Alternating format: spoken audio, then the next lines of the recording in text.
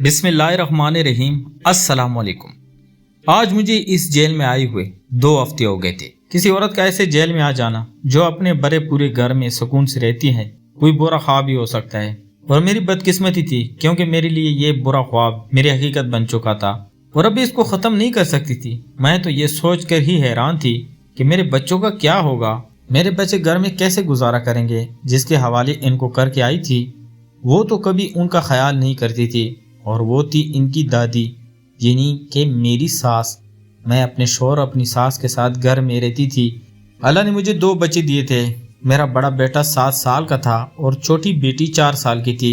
मेरा ख़ानदान मिसाली था और मुझे अपनी ज़िंदगी से कोई शिकायत नहीं थी। लेकिन फिर ऐसा हुआ कि एक दिन मेरा शौहर घर नहीं आया। हम सब लोग बहुत परेशान हो गए, इंतज़ार कर रहे थे पर वो नहीं आ रहा था। उसका फ़ोन भी बंद था। रात से सुबह हो गई। पुलिस के पास गए तो उन्होंने कहा कि 24 घंटे बाद ही गुमशुदगी की रिपोर्ट दर्ज कर सकते हैं। बहुत तलाश कर रहे थे। मेरे शोहर का भाई भी नहीं था, एक दूर पार का कज़न था, वो तलाश कर रहा था। सब परेशान थे। 24 घंटे के बाद हमें अगवाकारों का फ़ोन आया और उन्होंने कहा कि हमने आपके बेटे को अगवा कर लिया है। जबकि सोचने वाली बात ये थी कि अगर वाकई अगवाकार थे तो उनको मेरे शोहर को नहीं, शायद किसी बच्चे को अगवा करना चाहिए था। फिर उन्होंने मेरे शोहर को अगवा क्यों किया था? वो कहने लगे हमें तावान चाहिए। उन्होंने जो तावान मांगा था वो बहुत ज़्यादा था। हमारे पास इतने पैसे नहीं थे। पता नहीं इनको कैसे गलतफहमी हो गई थी कि हम लोग बहुत अमीर लोग थे। ऐसा कुछ नहीं था। मेरी सास ने मेरे साथ कभी अच्छा रवैया नहीं रखा। मेरे पहली औलाद होने वाली थी लेकिन वो इस दुनिया से चली गई तो वो मुझे 1 साल तक ताने देती रही कि जिस औरत का एक दफ़ा मिस कैरेज हो जाए उसके हाथ तो औलाद ही नहीं होती। और उन्होंने मुझे बहुत ही तंग किया। लेकिन फिर अल्लाह ने मुझे 2 औलादों से नवाज दिया। मुझे लगा कि अब कहीं जाके उनको सुकून आ जाएगा, पर वो तब भी मेरे खिलाफ ही बोलती थी। हम लोगों ने किसी तरह उनके पैसे जमा कर लिए। मेरा भाई बाहर के मुल्क में होता था, उसने मेरी मदद की। वो यूरोपीय ममालिक में होता था, इसीलिए उसके लिए ये मुश्किल तो था लेकिन ज़्यादा मुश्किल नहीं था क्योंकि वहाँ से थोड़े पैसे भेजता तो वो यहाँ आगे बहुत ज़्यादा बन जाते थे। उसने बहुत मदद की थी। मेरा एक इकलौता भाई था, उसका नाम वसीम था। वो कहता था कि मैं मदद नहीं करूँगा तो कौन करेगा। पर उन लोगों ने हमसे तावान भी ले लिया और मेरे शोहर को भी इस दुनिया से रवाना कर दिया। सिर्फ इतना ही नहीं, जब मेरे शोहर की मैयत घर को ले आए और हम सब हैरान रह गए कि हमारे साथ ये क्या हो गया, क्योंकि मेरे शोहर को तो खुद सही सलामत भेजने का वादा किया था लेकिन अब उसकी मैयत भेज दी थी। अभी हम मैयत पे बैठे रो ही रहे थे कि पुलिस आ गई और मुझे पकड़ के ले गई। मुझ पर इल्ज़ाम लग गया कि मैंने ही अपने शोहर को कत्ल किया है। और बाद में कहानी ये निकली कि जिन लोगों ने अगवा किया था वो कोई आदि मुजरिम या इस तरह के काम करने वाले लोग नहीं थे। उनको पैसे देकर यह काम करवाया गया था और यह काम करवाया था मेरे शोहर की पुरानी मंगेतर ने, जिससे नाता तोड़ के मेरे शोहर ने मुझसे शादी की थी और वो अपना बदला लेना चाहती थी। वो बहुत अमीर थी, ऐसा कर सकती थी। उसने मेरे शोहर को अगवा करवाया, फिर हम लोगों से तवान मांग कर नाटक किया और बाद में मेरे शोहर को भी दुनिया से रवाना कर दिया और मुझे फंसा कर यहाँ भेज दिया। अब पीछे सिर्फ मेरी सास और मेरे बच्चे ही रह गए थे। मेरी सास इन बच्चों को कैसे पाल रही थी, क्या कर रही थी, मैं नहीं जानती थी। वो अदालत में नहीं आती थी, मेरा केस भी किसी ने नहीं लड़ा और बस मुझे यहाँ पर भेज दिया गया। ऐसा लगा कि कोई भी कानूनी पंधा इस्तेमाल नहीं हुआ है, कोई भी ट्रायल नहीं हुआ है, किसी भी पेराए से मुझे गुजारा नहीं गया। बस उस लड़की ने कहा कि इसको जेल में डाल दो और मुझे जेल में डाल दिया गया। 2 हफ्ते से मैं अपने शोहर की याद में रो रही थी और उस पर यह कि यहाँ पर भी आ गई थी। मुझे उम्र कैद की सजा हुई थी। जब तक मैं बाहर निकलती मेरे बच्चे जवान हो जाते। मेरे साथ बहुत बुरा हुआ था और मुझे अभी तक यकीन नहीं हो रहा था कि मेरे साथ ये हो चुका था। मुझसे यहाँ पर ये 2 हफ्ते भी बड़ी मुश्किल से गुजरे थे और मैं सोच रही थी कि इतना वक्त मैं कैसे गुजारूंगी। मुझे कुछ करना था, यहाँ से निकलना था। मैंने भागने की कोशिश की पर मुझे कोई रास्ता नहीं मिला। इस तरह जेल से भाग जाना कोई आसान काम थोड़ी होता है। वहाँ पे कुछ औरतें थीं, उनको अपने बारे में बताया, वो भी अफसोस कर रही थी। लेकिन जब मैंने उनकी कहानी सुनी तो उनकी कहानियाँ मुझसे भी ज़्यादा दर्दनाक और बुरी थी। यकीन नहीं होता था कि हमारे अपनों ने ही हमारे साथ इतना बुरा किया। पर मेरे साथ बुरा करने वाली मेरी अपनी तो नहीं थी, कहते हैं कि मर्द के साथ औरत का कोई मुकाबला नहीं, लेकिन मुझे लगता है कि एक औरत का भी दूसरी औरत के साथ कोई मुकाबला नहीं, क्योंकि जो तकलीफ एक औरत दूसरी औरत को पहुंचा सकती है वो एक मर्द कभी नहीं पहुंचा सकता। उसने तो मेरा सुहाग लूट लिया और फिर इतना ही नहीं, मुझे जेल भी भिजवा दिया ताकि मेरे बच्चों पर भी मुसीबत आए और मैं भी सारी जिंदगी सड़ती रहूं। अरे जब मेरे सुहाग को ही मुझसे छीन लिया था तो यहाँ पर रुक जाती, पर इतना करके इसका दिल नहीं भरा। अब मेरा भी इस दुनिया में सिवाय मेरे भाई के और कोई नहीं था, और पता नहीं उसे पता भी था कि मेरे साथ क्या हुआ है और क्या नहीं। वो बाहर के मुल्क में होता था और इतनी आसानी से वापस नहीं आ सकता था, और मैंने उसे वापस आने के लिए कहा भी नहीं था। मैंने बस उसे कहा था कि मुझे पैसों की ज़रूरत है, ये भी नहीं बताया कि किस लिए चाहिए। उसने तो ये अपनी बहन की फरमाइश समझ के पूरा किया था। 2 हफ्ते के बाद रात हुई तो सब लड़कियों को लाइन में खड़ा कर दिया गया। मैंने कहा कि ये क्या हो रहा है, इस टाइम हमसे कौन सा काम करवाना है? तो एक औरत ने कहा कि वो काम करवाना है जो यहाँ पर होता है। मैंने कहा कि क्या मतलब? तो उसने कहा कि तुम्हें पता चल जाएगा। तुम एक काम करो, ये जो इस तरह थोड़ी सी मिट्टी पड़ी है इसको अपने मुंह में रख लो और अपने बालों को बिखरा लो। तुम बहुत खूबसूरत हो, लेकिन तुम्हें खूबसूरत नहीं लगना। तुम्हें ऐसी शक्ल बना के रखना है जिसे तुम बदसूरत हो। मैंने कहा कि क्या मतलब, हमारी खूबसूरती को किससे खतरा है यहाँ पर? तो उसने कहा कि एक नहीं, बहुत सारे लोग हैं। मैंने कहा कि ये तो औरतों की जेल है।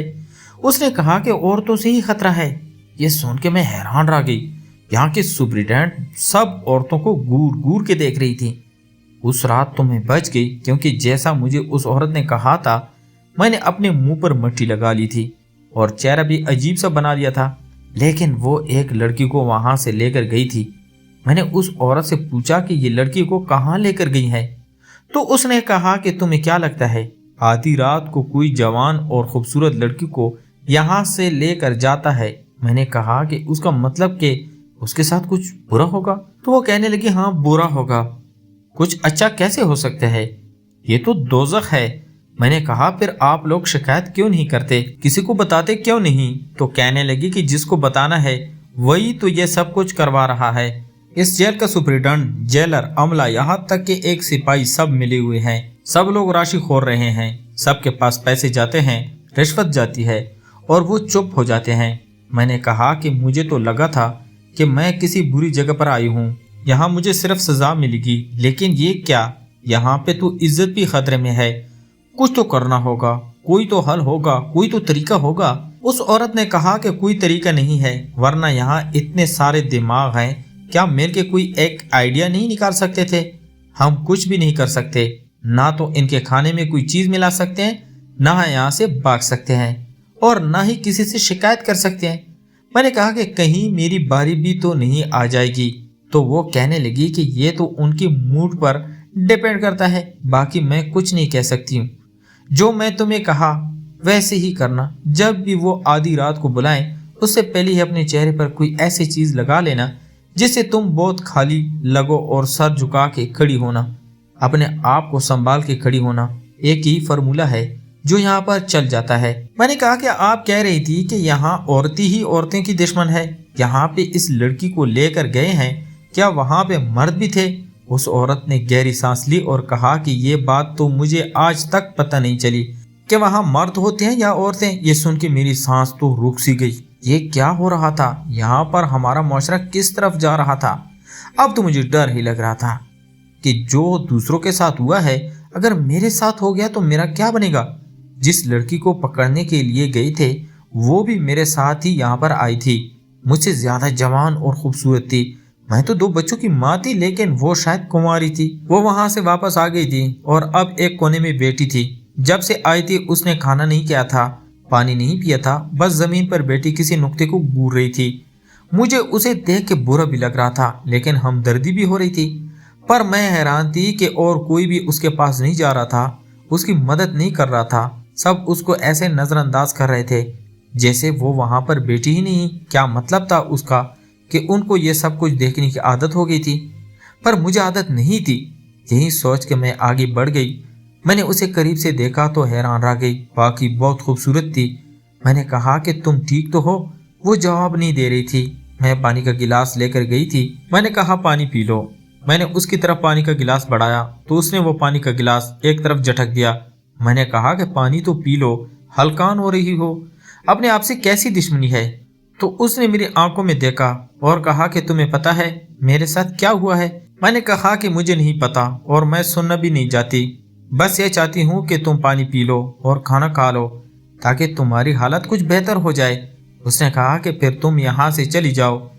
मैंने बाद में पूछा तो ये पता चला कि उसका नाम मारिया था। उसकी तबीयत खराब हो गई थी, उसको अस्पताल ले गए, वहीं भी उसे ड्रिप वगैरह लगी तो उसकी सेहत बहाल हो गई और इसके बाद से वो थोड़ी बेहतर हो गई थी। अब खाना भी खा रही थी लेकिन किसी से बात नहीं कर रही थी। यहाँ ऐसा क्या हो रहा था कि जो भी लड़की जाती थी जब वापस आती तो कहीं कोई हुई होती थी। उसकी शक्ल से ऐसा लगता था कि उसके साथ इस दुनिया का सबसे बड़ा जुल्म हुआ है। लेकिन उससे बड़ा जुल्म और क्या हो सकता था जो मेरे साथ हुआ था। मेरे शौहर को मुझसे छीन लिया गया, मेरे बच्चों से दूर करा दिया गया। इससे ज्यादा बुरा तो कुछ नहीं हो सकता था। और ये जिंदगी है ना, इसमें ऐसे ऐसे वाकयात होते हैं कि अपनी ये सोच ही खत्म हो जाती है कि इससे बुरा क्या हो गया, क्योंकि जो आपके साथ बुरा होता है कभी कभी उससे भी बुरा हो जाता है। और मेरे साथ भी यही हुआ।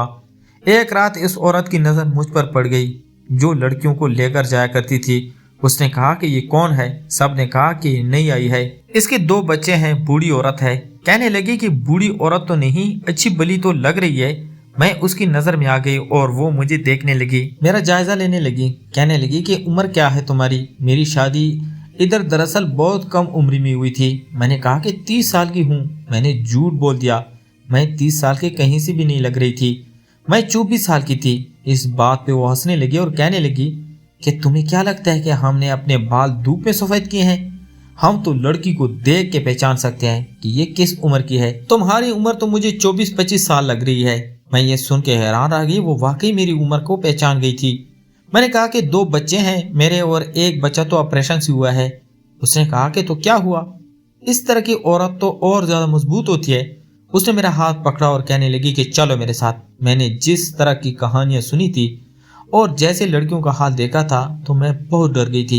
मैं जाना नहीं चाहती थी। मैंने चलाना शुरू कर दी। मैं पहले से ही जेल में थी और ये मुझे वहां लेकर जा रही थी जो मेरे साथ अच्छा नहीं होने वाला था। तो फिर मैं चुपचाप कैसे जाती? इससे बुरा और क्या हो सकता था? अगर कुछ बुरा हो सकता था तो वो हो जाता। फिर मैं उसके साथ जाना नहीं चाहती थी। मैंने बहुत मुज़ामत की। फिर उसने 2 लोगों को बुलाया जो मुझे घसीट कर वहां ले गए और उसके बाद मैं भी अगले दिन मारिया की तरह ही बैठी थी। मुझे भी कोई नहीं देख रहा था, कोई नहीं बुला रहा था और सच कहूँ तो मेरा भी ना पानी पीने का दिल कर रहा था और ना ही खाने का। मेरे हाथ पे बहुत बड़ा जख्म लगा हुआ था। अब मारिया ही मेरे पास आई। उसने मुझे पानी का गिलास पकड़ा तो मुझे याद आ गया कि मैं भी उसे पानी पिलाने आई थी। मैंने पानी पी लिया और उसके गले लगकर रोने लगी। मैंने कहा कि ये कब तक होगा? हम औरतें कहीं भी महफूज नहीं हैं, यहाँ तक कि जेलों में भी नहीं। जहाँ पर हमें सज़ा देने के लिए रखा गया है वहाँ पे हम महफूज नहीं। हमें सज़ा के ऊपर एक और सज़ा मिलती है। कहाँ जाएं, क्या करें? मैंने अपना सर पकड़ लिया जब एक औरत शहर लेके मेरे पास आई।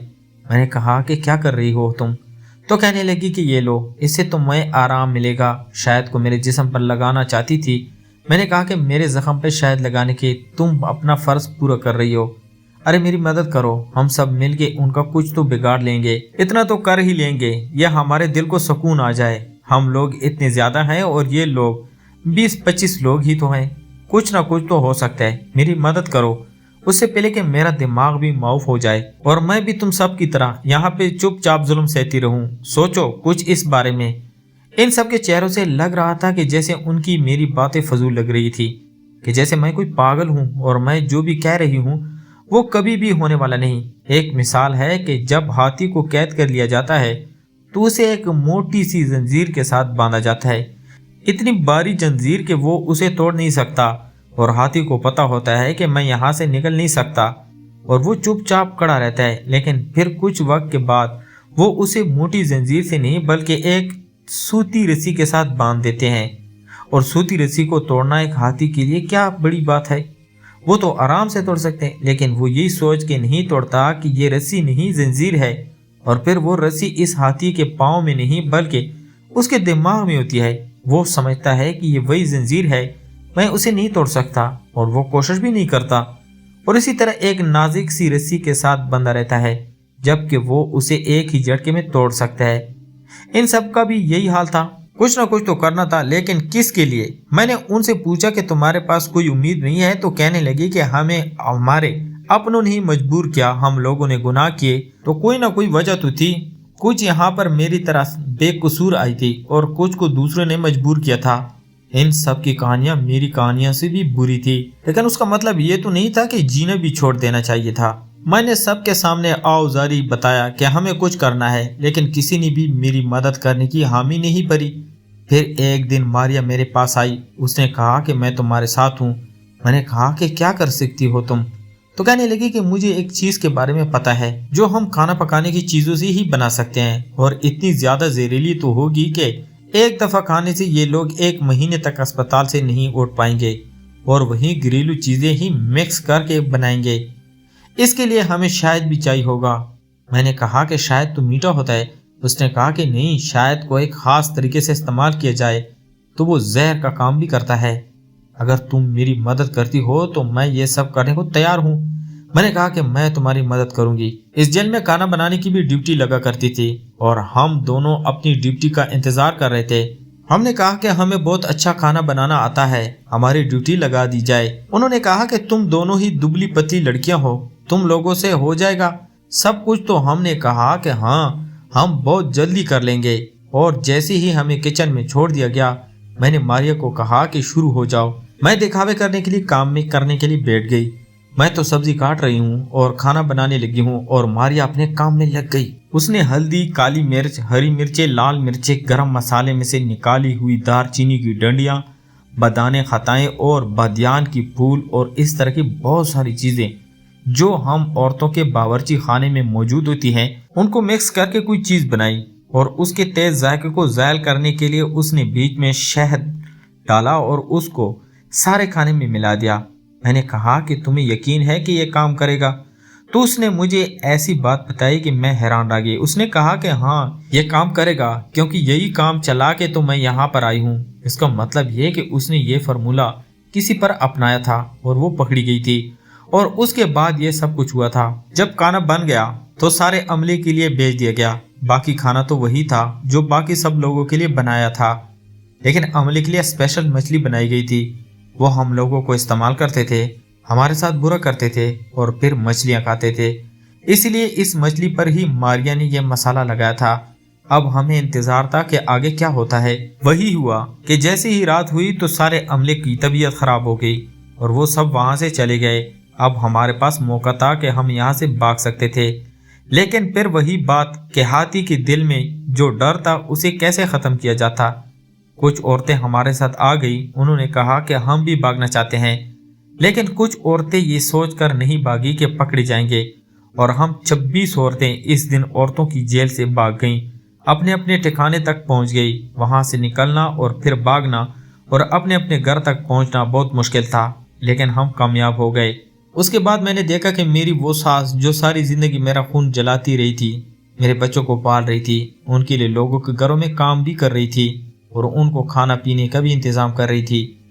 मैं जाके बच्चों को गले से लगाया तो मैं बता नहीं सकती कि मुझे कितना सुकून मिला। उसके बाद मैंने अपनी सास से कहा कि हमें यहाँ से जाना होगा, और हमने वो जगह छोड़ दी। हम दूसरे शहर आ गए। आज मेरी सास और मैं मिलके हम दोनों मेहनत करते हैं। मैं काम पे जाती हूँ, वो घर पे रहती है। मिलजुल कर सब कुछ करते हैं, बच्चों को पाल रहे हैं। और मैं ये बताना चाहती हूँ कि इस वक्त मुझे मेरी सास के अलावा किसी का भी सहारा नहीं है। और मैं ये कहना चाहूँगी कि जब दो लोग एक जैसी मुसीबत में फंसते हैं ना, तो फिर उनकी बायमी नफरत भी ख़त्म हो जाती है। यूं मारिया की मदद से मैं और मारिया इस जेल की तारीख का हिस्सा बन गई कि दो औरतों ने ना जाने क्या जुगाड़ किया था कि 26 औरतें इस जेल से भाग गईं। लेकिन मेरा कहानी सुनने का मकसद ये है कि इस जेल से सारी की सारी औरतें भाग सकती थी। कम से कम वो सब भाग ही सकती थी जिनके साथ बुरा हुआ था और जो बेकसूर वहां पर आई थी, लेकिन वो नहीं भागी क्योंकि उनके दिल में डर था। ये वही डर था जिन्होंने उनको पहले जुर्म करने पर मजबूर किया। इस मुआशरे की चक्की में हमेशा औरत ही पीसती है और औरतें ही पिसती रहेंगी। मेरे ये कहानी सुनने का मकसद इतना ही है کہ عورت اپنے دل سے ڈر کو ختم کرے، کیونکہ پھر یہ ڈر اسے غلط کام کرنے میں مجبور کرتا ہے۔ ڈر سے کبھی بھی زیادہ فائدہ نہیں ہوتا جتنا نقصان ہوتا ہے۔ میں اپنے بچوں کے ساتھ زندگی گزار رہی ہوں۔ ان عورتوں کی کہانیاں مجھ سے بھی بری تھیں، وہ بھی یہ کر سکتی تھی پر انہوں نے ایسا نہیں کیا۔ آپ لوگوں کو کیا لگتا ہے کہ جو میں نے اور ماریا نے کیا وہ ٹھیک کیا یا نہیں کیا؟ تو پیارے دوستو، میں امید کرتا ہوں آپ کو آج کی کہانی پسند آئی ہوگی۔ اگر آپ کو ہماری کہانیاں پسند ہے تو ہمارے چینل کو لائک اور سبسکرائب ضرور کریں۔